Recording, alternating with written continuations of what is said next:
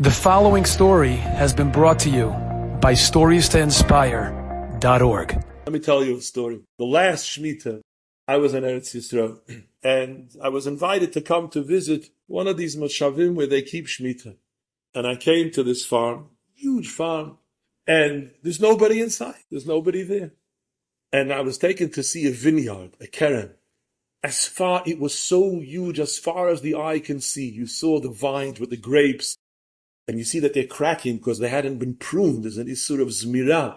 So they're trying to support it with ropes. And the person who's telling me said that much of this merchandise is going to be lost. You're talking about hundreds of thousands of dollars worth of grapes. And there's not a person inside. There's no one here. It's like Shabbos Kodesh. There's no one's working. No one's here.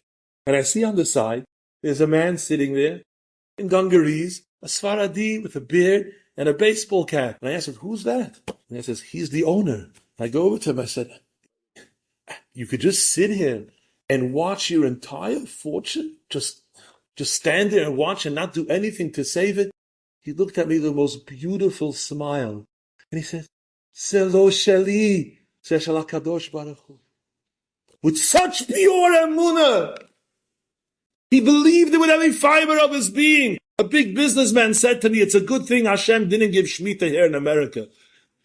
He knew where to give the mitzvah. Zelo sheli, kili kol haaretz. HaKadosh Baruch Hu gives and gives, but who does it belong to? A person can think, kochi v'otzem yadi, it's me, it's my brains, my ambition, I did this deal, I'm this, and then I have this, and blah. He's living in a dream world. The foundation of Torah, of mitzvot, of our connection to Beit HaMikdash is to know Kili Kol Haaretz. And that takes tremendous strength. Anith Choma. That's where the strength comes from. To be able to live in this world where everything says opposite. And everything is based around, I've accomplished this, and I've achieved this, and I have so much, and this is mine, and this is mine. To be strong in our emunah, to know Zelo Sheli, to HaKadosh Baruch Hu. That needs an inner strength, a gvura, that only someone who's connected to the Beis HaMikdash can feel. Only somebody who knows who he truly is. There was a Yid in Eretz Yisrael, his name was Avram Tokar. He said he remembered the Chofetz Chaim. And he went to visit the Chofetz Chaim in Radin. And the Chofetz Chaim asked him what he does. He told him about his business, and he said that he owns a beautiful home in this town. The Chofetz Chaim said to him, that home is not yours. He said, Rabbi, what do you mean it's not mine? I paid for it. He said, no, it's not yours. That's just where you live. That's where you stay. What's yours is your Torah mitzvot. That's not yours. And he said, I was very upset when he said that to me. I didn't like it. When the Germans came into our town, and they took all of the Jews into the forest, and they forced us to dig ditches, and they came with their machine guns, and they mowed us all down. And as the Kedoshim, as the holy martyrs were falling into the grave, I fell with them, and their bodies were falling on top of me. But I realized I was still alive. And I waited until nightfall, and then I crawled out. I had just been hit by a bullet in the foot, but I was able to run to the forest. I spent the rest of the war hiding in the forest. After the war, I emigrated to Eretz Yisrael, and then I realized how right the Chofetz Chaim was. My house is not my house. My business is not my business. Everything belongs to the Rabbi Nishleila. That's when I understood the emes. But sometimes we forget. It's a big Yetzer Hara. They tell the story about Reb Chaim Volozhin. Two people came to him for a din Torah. They were arguing about a piece of land. And one said, the land is mine. The other one said, the land is mine. And Reb Chaim lie down on the floor, put his ear to the ground. They said, Rabbi, what are you doing? He said, well, the land says, this one says the land belongs to him. The land says, soon you both belong to me. What do we really have? What's really ours? The only thing that truly belongs to us is the accomplishments that we do for HaKadosh Baruch Hu, for Am Yisrael. Torah, mitzvahs, chesed, tzedakah, that is ours. Everything else is an illusion. I was once visiting somebody in Columbia Hospital in Manhattan, and I came downstairs. I was waiting for the person who came with me to bring the car, and suddenly I see this amazing, long, stretched out Rolls Royce pulls up, and is obviously a very important person. There's people running around, must be, I don't know who it is, some big figure, obviously very, very wealthy, and there's scurrying about, make place, and one chauffeur gets out, the other closes the door, and they're coming, running out,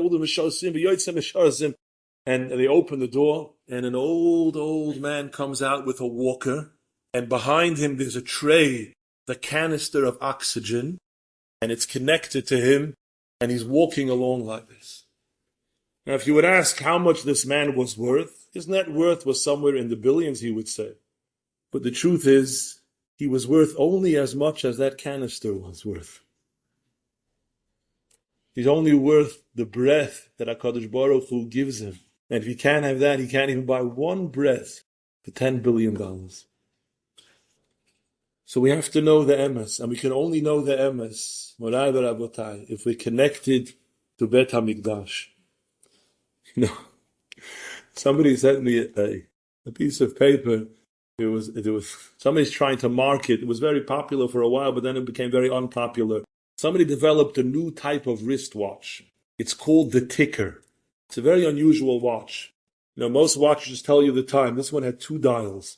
There's a little computer inside this watch, and it asks you all sorts of questions about how old you are, your weight, and your health habits. You drink, you smoke, and the computer, a little program, and it programs based on all their logarithms what day you're expected to die. And then the dial on the watch starts ticking off, and every day you see it going down. And it's quite shocking. Now, some people said, I'm not wearing one of those things. That's very depressing. But they say that the people who wore it became filled with an appreciation for life. They stopped thinking about foolishness, and they started to think about things that were real. What am I here for? What am I? Just a body? I'm flesh and bones, and I'm here to consume so many tons of chicken and meat and so many truckloads of soda. That's my purpose on this world. And he realized that we're here to be eternal. But we get taken along on this ride. We become so meshuggah.